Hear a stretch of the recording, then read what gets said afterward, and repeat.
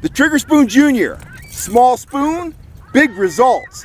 Get on over to fishhuntshoot.com and get yours today, and you'll be yelling fish on tomorrow. Just like that, baby. Woo! Fish on! Right there. Trigger Spoon Jr. That feels like another stud. See if we can land this one. That would be cool. 20 feet on the Trigger Jr. Man, that fish is fighting. You know what? I'm going to let this other line get tangled. If the other line needs to get tangled, it needs to get tangled because I've been losing fish today, and I don't like that. But we're going to concentrate 1,000,000% on landing this guy.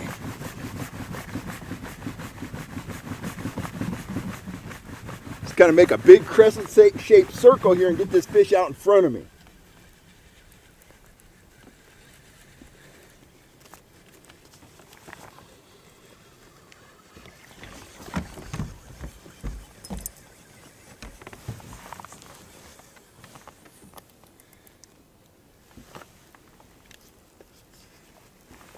Woo!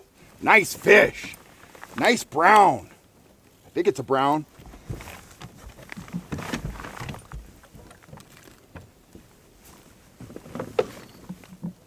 Oh, big fish.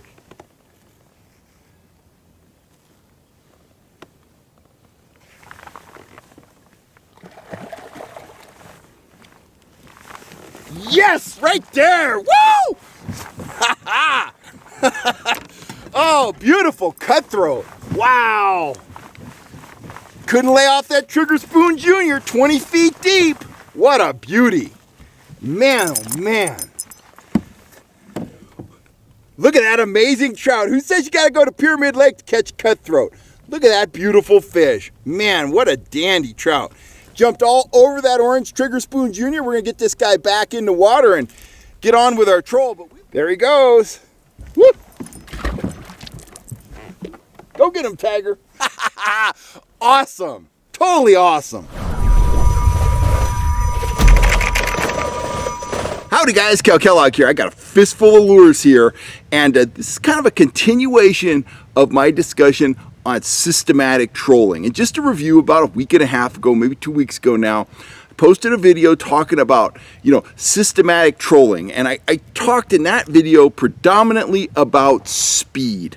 And what I talked about was I like to start out fast, and then I like to slow down as I gauge, what the fish are willing to do. Starting out fast gives you, certain advantages. It allows you to target the most active, most likely to chase fish. It also allows you to cover a lot of water, kind of figure out what depth the fish are holding at, what kind of structure they're holding on. And then once you find some fish, you're able to, assess, will they chase the fast stuff? Do I need to start slowing down? You can really dial your presentation and your approach in, to match the temperament of the fish on any given day. So start out fast, progressively slow down as you need to, and again, if it's really tough, you might have to break out that natural bait or the soft stuff like grubs and gulp and stuff like that. Today, I want to talk about lure size and lure color. And so let's start off with size. When I think about lure size, I have to think about what kind of fish are available at the lake I'm fishing. And I always try to start out with a lure that is bigger than the predominant forage. So let's take Lake Shasta, for example. It's a big lake. It's fueled by threadfin shad. That's pretty much the forage economy there. And there are some very large fish in there. There's 10-pound browns, 5-6-pound rainbows, and king salmon up to 5 or 6 pounds too if you get lucky and encounter one of those. So when I start out the day at a place like Shasta, I want to go big, I want to go bold, and I want to go fast. So I might start out with something like that. A Trigger Spoon Magnum. That is bigger than most of the shad you're going to find in Lake Shasta, and that's something, if you've got a big brown that's in an aggressive mindset or a big rainbow, that's something they're going to jump on. It's a big silhouette, it's a big meal, it's something that a fish that wants to chase one of those bigger than average fish is going to find very attractive. Now let's contrast that with one of my home lakes. Let's talk about, Sugar Pine Reservoir. Up at Sugar Pine, a huge fish is 16 to 20 inches, and I've caught very few of those. Most of the fish I've caught up there are your, 14 inches, 12 inches, 10 inches, basic government planters. Now, the forage in there is predominantly bugs and small immature bluegill and perch, stuff like that. So I'll still start out big for that lake. I'm going to start out probably with a standard trigger spoon that's about 2¼ inches long, much bigger than those immature perch, much bigger than the bugs the fish feed on, and I can control that along at a pretty good clip, all the way up to about 2.8, 2.9, 2.7. They're very good. So when you start out the day, you want to start off big and you want to start off fast, but the size of the lure is dictated by the size of the fish that you anticipate being in the lake. And we always want to go big, but big at Shasta is 10 pounds, big at Sugar Pine is 16 inches. So that's a consideration. Color, we got, and this isn't solid concrete. Most lakes in the high country, the forage base is insects and crawfish and things like shrimp, freshwater shrimp, stuff like that. There are notable exceptions. Lake Elminor, that's a glaring exception. It's up pretty high. It's up near 5,000 feet, but there are a ton of pond smelt in that lake, so that's an exception. Now, with exceptions, most of your low country lakes, your valley lakes and your foothill lakes, they're fueled by bait fish, either threadfin shad or pond smelt, something like that. So when I start out the day at a lake in the low country, where I'm thinking the fish are feeding on some sort of bait fish, I'm probably going to start out with something like that. A speed spoon, I control it very quick, and that is, look at that. It's blue, it's white, it's got chrome back. That is a great imitation of a threadfin shad. It's a great imitation of a pond smelt. It's got that big prominent eye. It's just a fish catching machine, and I can cover a ton of water with this and really find the fish. We ran a lot of speed spoons last fall at Collins Lake early in the morning, and we did catch fish on them. We caught fish on them up to about, I can't remember if the biggest fish was 7 or 8 pounds. This is a big fish, but what we really used them for is we traveled the lake during that first hour. If we caught fish, great. If we didn't catch fish, that was fine, but it allowed us to dial in the fish and see how they'd moved, how they were relating to structure, what depth they were at, and also what we found up there is trolling fast allowed us to see quite a bit of bait, and it allowed us to see how the trout were aligning themselves in proximity to that bait. If we found marks off the bait and marks above the bait, they were aggressive. If we found marks tight to the bait and under the bait, they were typically kind of more off the bite than on the bite. So the speed trolling was a valuable tool for us. It produced some fish, it produced some very nice fish, but it also produced a lot of intel. And we went with those bait fish colors. Early on, I love to run at least one black spoon, but we'd run a black spoon, a chrome, and then something like that, something in a bait fish pattern, maybe a clown, something like that. Now, up in the high country, if I was doing the same thing at a high country lake, I'm going bright. The fish don't feed on bait fish. They're used to feeding on bugs and crawfish and stuff like that. I can't really imitate that with lures. Crawfish I can a little bit, but I can't imitate a size 14 caddisfly with a spoon. So I've really got to kind of shock those fish. I got to show them something that really, jumps out, that really rings a dinner bell, something that really piques their curiosity. And that's when I'm going with the bright stuff, like a bright orange speed spoon, maybe a fire tiger speed spoon, stuff like that. And again, I'm hoping to catch fish, but what I'm really doing is gathering intel. Where are the fish? Are they over the main channel? Are they on the points? Are they 20 feet deep? Are they 40 feet deep? Are they right under the surface? All that stuff, and I'm always gathering intel when I'm out on the lake. So, say we hit a lake, valley, foothills, whatever, we do the fast presentation. Maybe it works and then the bite dies. Maybe it doesn't work at all and it's time to start changing up.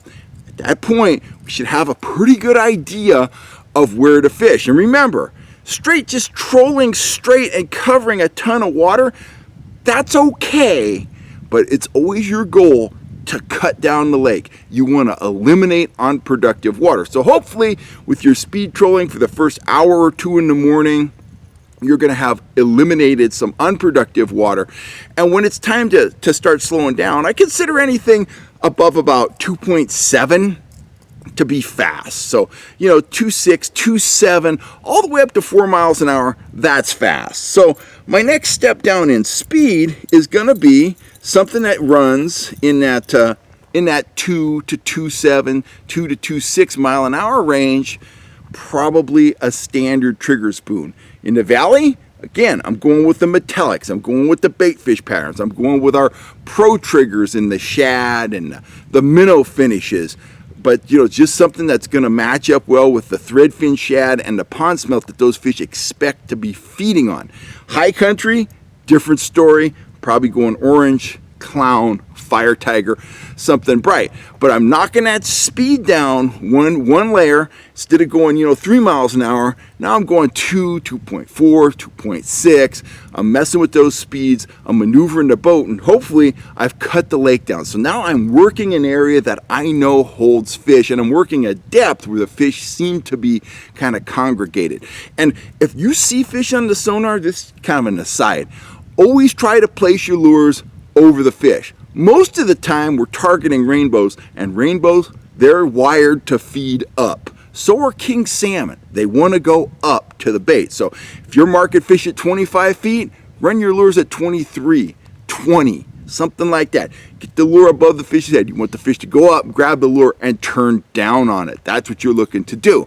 So we've worked that medium speed range, still not getting hit, or we're not getting hit enough. It's time to break out the small stuff. It's time to break out the Trigger Spoon Juniors and get that speed down. The sweet speed for these is 1.8. They start working at about 1.2. They'll work all the way up to 2, 2.1. Get out the Trigger Spoon Juniors, dial your speed at 1.5 to 1.8. Start working those areas that hold fish, and again, take their temperature. At a low country lake where there's bait fish, go with a metallic like that. Up in the high country, man, I got a lot of spoons in my hand here. Up in the high country, you know what I'm going to show you. Try not to show you, you can be getting hooked. The orange Trigger Spoon Junior, just like that. It could be orange, again, it could be fire tiger, it could be just something bright that says, look at me, I'm over here, I'm not a 14-inch or a size 14 caddisfly, I'm interesting, I'm bright colored, come check me out. So that's what you're trying to do with those high country fish. But as you can see, fast and large, and then as you reduce speed, reduce size. Fast and large, medium speed, medium size, slow speed, small size. If that doesn't work, it's time to break out the micro triggers. I don't have one with me, or the Weed Dick Nights, stuff like that. And that's kind of the last stop before you bust out the night crawlers and the soft plastic grubs. And those smaller spoons, that's a 1 to 1.5 mile an hour presentation. And for me, that is slow as molasses. So that's my thoughts on size and color. And again, there's a lot of interplay between speed, size, and knowledge of the lake. What do they feed on? That dictates size and color. So it's all puzzle pieces. And if you have a kind of a Lego strategy where you could just start snapping pieces into your presentation, you have maximum amount of time with your lure in the water, and you're going to systematically figure out what is working on any given day, because it can change from day to day. Even when the weather's stable, sometimes, and I found this out guiding this fall, no conditions change, but the fish change. So it's important to be able to quickly identify what's going on with the fish and tailor your approach to something that appeals to them. Anyway, I know that's going to help you catch more and bigger fish. I've given you a lot to think about. I'm Kel Kellogg. I'm out of here for now. If you're looking for any of these spoons, any of the gear you see me out fishing on the channel, you can find it all on my website, fishhuntshoot.com. I want to thank you guys for all the support. If you haven't subscribed, hit that subscribe button. You can always hear me talking trout and other types of fish here on the channel. I'm signing off for now. You have a wonderful day, and I will catch you next time right here on YouTube. And, down the road, we're going to talk a little bit more about systematic trolling. But that's it for now, guys. You have a good day.